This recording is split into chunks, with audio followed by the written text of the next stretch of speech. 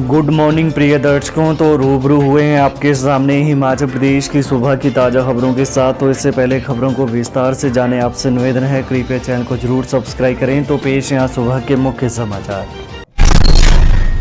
निवेशकों के 1.5 करोड़ हड़पे, निदेशक समेत 6 पर एफआईआर। बैंकों की तर्ज पर बचत और चालू स्कीम चलाकर एक निवेश कंपनी ने निवेशकों की करोड़ों की रकम हड़प ली। वहीं निवेशकों ने जब रकम वापस मांगी तो कंपनी के अधिकारियों ने मना कर दिया और बातचीत भी बंद कर दी।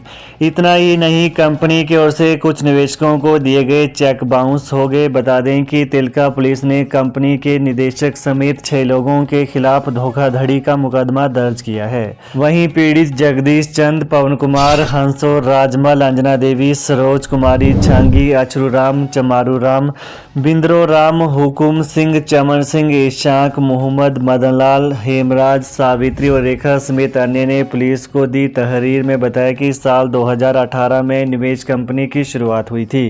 कंपनी एफडी, आरडी और एमआईएस जैसे कई स्कीम चला रही थी।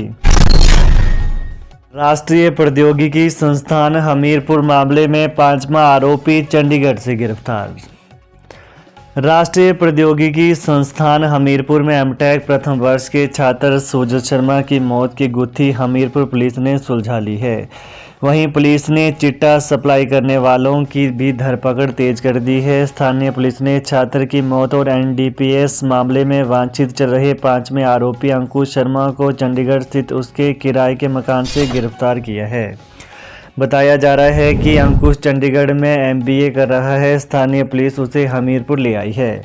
वहीं अंकुश हमीरपुर जिले के नादौन तहसील के गांव नग्गू का रहने वाला है। नाबालिग से दुष्कर्म करने के दोषी को 10 वर्ष कारावास, 20,000 रुपये जुर्माना। हिमाचल प्रदेश के धर्मशाला में अतिरिक्त जिला एवं सत्र न्यायाधीश अनिल शर्मा की अदालत में दुष्कर्म के दोषी सुभाष कुमार निवासी नूरपुर कांगड़ा को 10 वर्ष का कठोर कारावास और 20,000 रुपये जुर्माना देने पर 2 साल के साधारण कारावास की सजा सुनाई गई है। इस केस की पैरवी स्पेशल पब्लिक प्रोसिक्यूटर राजरानी की ओर से की गई। वहीं जानकारी के अनुसार 16 अप्रैल 2022 को पीड़िता के पिता ने अपनी नाबालिग बेटी, जिसे कोई अज्ञात व्यक्ति भगाकर ले गया था, उसकी रिपोर्ट नूरपुर थाने में दर्ज करवाई गई थी। इस पर पुलिस ने मुकदमा दर्ज कर इसकी छानबीन की। इस दौरान टावर लोकेशन के आधार पर पीड़िता का पता लगाया गया, जिसके बाद आरोपी को हरियाणा में पकड़ा गया। वहीं पूछताछ पर पीड़िता ने बताया कि आरोपी उसे बहला फुसलाकर एक वैन में अपने साथ हरियाणा ले गया था और उसे कमरे में रखा, जहां दोषी ने पीड़िता की रजामंदी के बिना उसके साथ दुष्कर्म किया। हिमाचल में प्याज की कालाबाजारी, गोदामों का निरीक्षण करेंगे अधिकारी। देश में प्याज की पैदावार कम होने पर हिमाचल में इसके दाम आसमान छूने लगे हैं। ऐसे में बड़े कारोबारी और व्यापारी गोदामों में प्याज का स्टॉक जमा करने लगे हैं। वहीं हिमाचल सरकार प्याज के दामों पर नजर बनाए हुए हैं। सरकार ने खाद्य, नागरिक और उपभोक्ता मामले विभाग को प्याज के थोक विक्रेताओं के गोदामों में छापेमारी के निर्देश दिए हैं। अगर किसी कारोबारी ने प्याज का स्टॉक जमा किया होगा तो सख्त कार्रवाई होगी।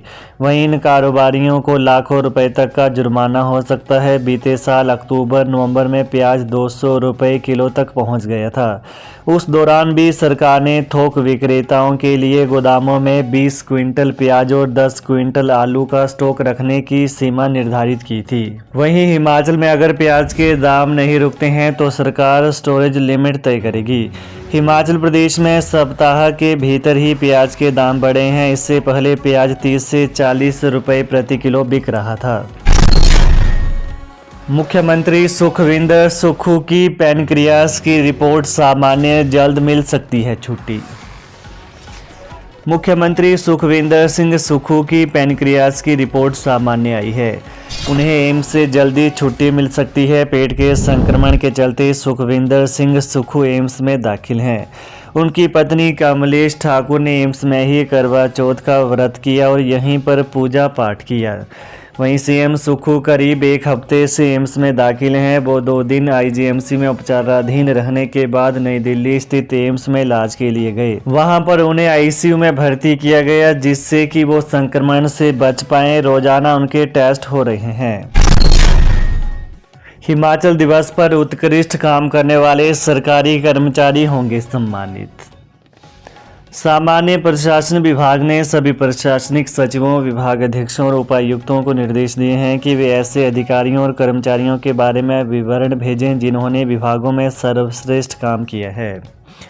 वहीं ऐसे कर्मचारियों के नाम राज्य सिविल सेवा अवार्ड, प्रेरणा स्रोत सम्मान और हिमाचल गौरव पुरस्कार 2024 के लिए भेजे जाएं। यह पुरस्कार हिमाचल दिवस पर 15 अप्रैल के दिन हर साल दिए जाते हैं। इस माह पीजी की सेमेस्टर परीक्षाएं कराएगा एचपीयू, 30 केंद्र बनाए। हिमाचल प्रदेश विश्वविद्यालय पीजी की सेमेस्टर परीक्षाएं इसी माह करवाएगा। विश्वविद्यालय ने परीक्षाओं के लिए 30 परीक्षा केंद्र प्रदेश में बनाए हैं। हालांकि पीजी परीक्षाओं के लिए विश्वविद्यालय ने चंबा और कांगड़ा जिले के कॉलेजों के लिए अभी परीक्षा केंद्रों पर निर्णय नहीं लिया है। रोड टैक्स में भारी कटौती, हिमाचल सरकार ने जारी की नई अधिसूचना, 7 दिन में मांगी आपत्तियां। हिमाचल सरकार ने बाहरी राज्यों से पर्यटकों को लेकर आने वाले राज्य से बाहर पंजीकृत वाहनों पर बढ़ाए गए स्पेशल रोड टैक्स में आधे से ज़्यादा की कटौती कर दी है। इस संदर्भ में राज्य सरकार की ओर से नए टैक्स का प्रारूप तैयार कर दिया गया है। इस प्रारूप को सरकार ने गजट पर प्रकाशित कर दिया है। अब 7 दिनों के अंदर लोगों से आपत्तियां एवं दावे मांगे गए हैं। वहीं आपत्तियों एवं दावों के बाद राज्य सरकार की ओर से टैक्स कटौती की अंतिम अधिसूचना जारी कर दी जाएगी। डिप्टी सीएम मुकेश अग्निहोत्री ने बताया कि प्रदेश में बाहरी राज्यों से आने वाले गैर पंजीकृत वाहनों पर प्रदेश के हित को देखते हुए टैक्स बढ़ाया गया था। बता दें कि इसके बाद 3 राज्यों के टैक्सी ऑपरेटर मिलने आए थे। ये ऑपरेटर टैक्स में कटौती करने की मांग कर रहे थे। इनकी मांगों को ध्यान में रखते हुए राज्य सरकार ने टैक्स में आधे से ज़्यादा कटौती कर दी है, लेकिन कुछ न कुछ टैक्स हिमाचल को जरूर देना पड़ेगा। हिमाचल में सामान्य तबादलों पर फिर से प्रतिबंध, विशेष स्थिति में सीएम की संस्तुति जरूरी। हिमाचल प्रदेश में पिछले कल से सामान्य तबादलों पर एक बार फिर से पूर्ण प्रतिबंध लगा दिया गया है। वहीं 11 दिन में मंत्रियों की सिफारिशों पर सैकड़ों तबादले हुए। यह स्थानांतरण शिक्षा, स्वास्थ्य, लोक निर्माण, जल शक्ति समेत विभिन्न विभागों से हुए हैं। वहीं राज्य में तृतीय और चतुर्थ श्रेणी के कर्मचारियों के तबादलों पर 21 से 31 अक्टूबर के बीच रोक हटा दी गई थी। अब यह रोक फिर से लागू हो गई है। अब सभी मंत्री खुद अपने अपने विभागों के तबादलों की सिफारिश नहीं कर पाएंगे। इन विशेष तबादलों को मुख्यमंत्री की संस्तुति के बाद ही किया जाएगा। एक आकलन के अनुसार पिछले 11 दिनों में विभिन्न विभागों में तबादलों के लिए बड़ी संख्या में आवेदन मिले थे। हिमाचल पथ परिवहन निगम कर्मचारियों को 2 माह के एरियर सहित तनख्वाह जारी। हिमाचल पथ परिवहन निगम एचआरटीसी ने कर्मचारियों की तनख्वाह 1 तारीख को जारी कर दी है। बड़ी बात यह है कि इन कर्मचारियों को अप्रैल और मई का एरियर भी साथ दिया गया है। इससे पहले एचआरटीसी के कर्मचारी मासिक वेतन 1 तारीख को जारी करने को लेकर निगम प्रबंधन से गुहार लगाते रहे हैं। कोरोना के बाद यह पहली बार हुआ है कि कर्मचारियों को 1 तारीख को वेतन दिया गया है। तो ये है सुबह के मुख्य समाचार। तो प्रदेश की ताज़ा खबरों को जानने के लिए कृपया चैनल को जरूर सब्सक्राइब करें। धन्यवाद। जय हिंद, जय हिमाचल।